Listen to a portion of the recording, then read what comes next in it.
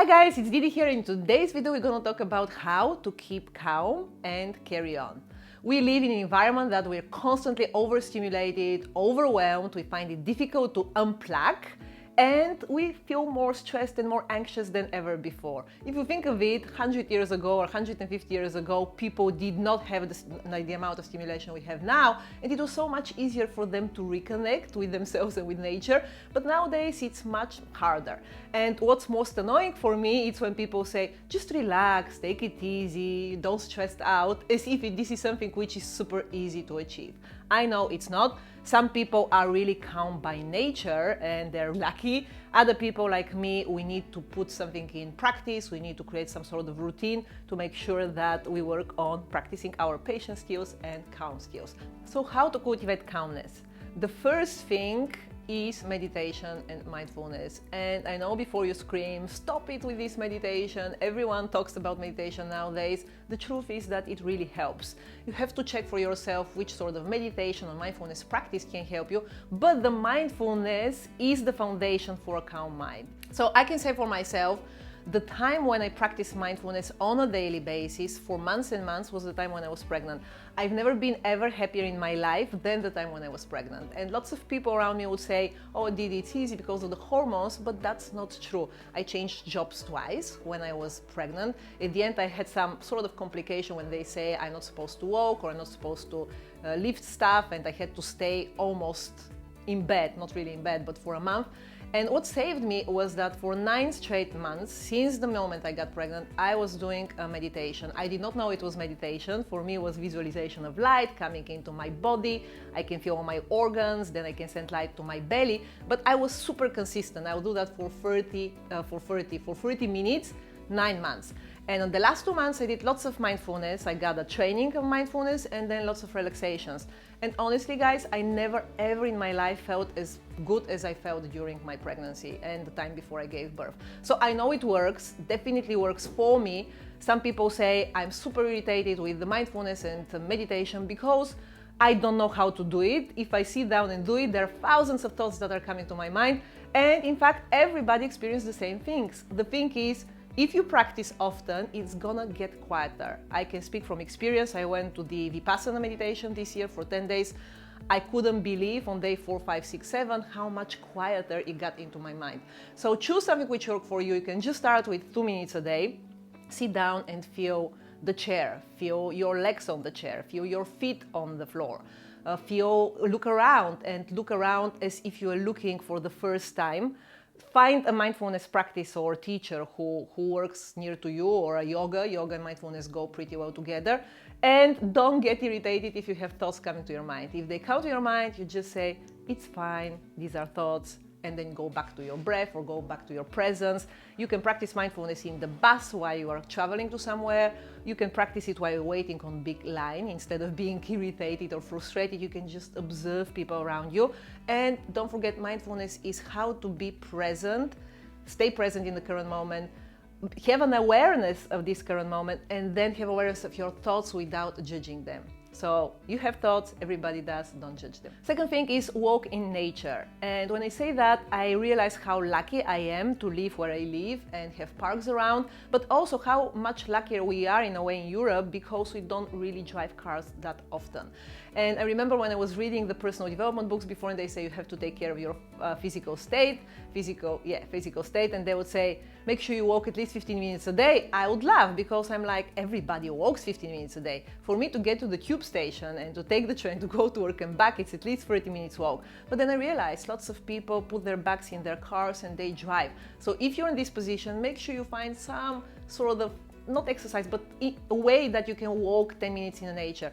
Looking at green, like trees and grass, helps you to cultivate calmness in you. And also, if you can take off your shoes and walk barefoot on the grass, you can connect much better with nature. Next one is go to a news detox. Most of the news are not designed to make us happy or to make us calm or peaceful. They're designed to make our brain light up because of the novelty, because of the negative information that we process. 90% of the news are negative, as you know. I cannot imagine if I'm watching the news or reading the news how much more anxious I would be. I am now working on my calmness without being exposed to any of the news. I gave up news 18 years ago, so it's been 18 years since I don't watch TV, I don't consume any news, I don't read any newspapers, and I feel amazing, guys.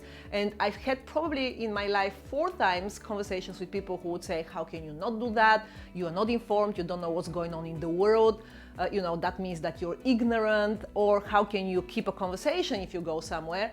Honestly, never in my life I would have people who would say, oh, she's not smart enough because she doesn't know what's going on in the world. Oh, she doesn't have a topic for interesting conversation at dinner because she doesn't know what's going on in the world. And the fact is, a lot of people want to stay informed, but most of the news we watched are irrelevant for us. And I would assume that, yes, if you watch the news and if there is something which you can do to help something to be resolved, an issue to be resolved or a problem to be resolved, that's fine. The news are usually relevant to a smaller group of people. But most people consume them, talk about them for 2 or 3 days, and then they do nothing. 1 hour spent on working on yourself, being a better person, will have much more impact or effect on the people around you, because the whole world is created of individuals. So go on a news detox, try it for 10 days, switch to 21 days, and I'm sure you'll save so much time in the future because you'll never go back to that. Next one is keep a journal. And if you don't like the idea of keeping a journal on a daily basis, which can take lots of time, it's a brilliant practice. But if you cannot do it every day, you can at least do it in a sort of a challenges. For example, a month keeping a journal. And the journal is a great way to calm your mind and to declutter it from the whole noise in there. Because what you can do is, if you have some anxiety or stress, you can dump them on paper. You can work with them and see, okay, what's the worst case scenario? Why am I so afraid of that? And then you would see that not many things are that bad as we imagine them they are. So there is no need to stress out.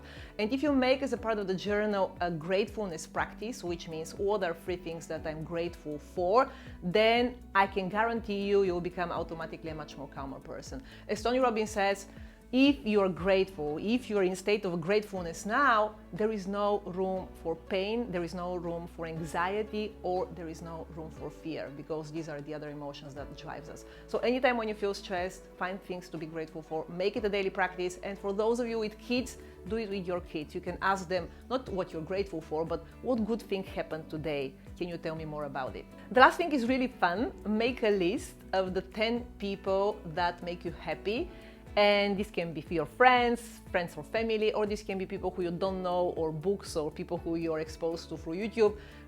Or any other channel, make a list and have it handy in your pocket. So every time when you feel really anxious or stressed out and you need to calm down, just take it out. If you have a friend, call them, have a conversation, and that is one of the tricks that you can have, not tricks, but one of the tools you can have that can help you go back quickly to a state of calmness. So these are the 5 things that help me be a calmer person, and I must say over the last 3 years I'm getting so much better at that, because mindfulness, being calm, it's not only reserved for Buddhist monks or people who go to meditation retreats or to people who are in ashrams. We can all do that, but we have to make sure we spend the time to cultivate if it doesn't come natural to us, and we need to do one sort of a daily practice or monthly practice that would help us stay more grounded. And if you find it's one of these days, you find yourself that you're completely stressed out, there are 1,000 thoughts in your head, and you are overreacting to situation, and your child is screaming and crying, and there is a big basket of laundry and 5 work projects waiting for you. If it's one of these days and you want to scream, do one thing. Take the advice of Bob Newhart. Stop it! Stop it! Stop it? Yes, S-T-O-P, new word, I-T. So I should just stop it. There you go. I'm gonna link the video of Bob Newhart below for those of you who wanna watch it. He's hilarious. That's what we need to do. Stop it and say, okay, from the point of the bigger picture, does it really matter? Ask your child for help, ask other people for help. It's not the end of the world if the laundry is dirty in the basket. And I know it's hard, it's really hardest when you feel that way, because I'm one of these persons that find it hard every now and then when I'm super anxious. But at the same time, I remind myself of my priorities. And I have to remind myself of my priorities very often. I might say, okay, if I'm 8 years old, does it really matter the whole stress I'm going through at this particular moment for this particular project? Does it really matter that I'm responding in that way or reacting? How much different it will be if I come from a place of, from a beautiful state, from a place of calmness and peacefulness rather than from a state of anxiety and stress. So it's really totally up to us, guys. It's a practice, it's a skill, it needs practicing, but you know, you can create your own rules, but remember your priorities, remember you can do something about it, and remember that you are the example for your kids. Okay, so that's it from me. I hope you enjoyed this video and you found it helpful. If so, please give me a thumb up, comment in the comment box below. I love reading your comments. Let me know what is one of your practices that help you be more peaceful and calm. And I'm looking so forward to see you next Tuesday. Bye guys.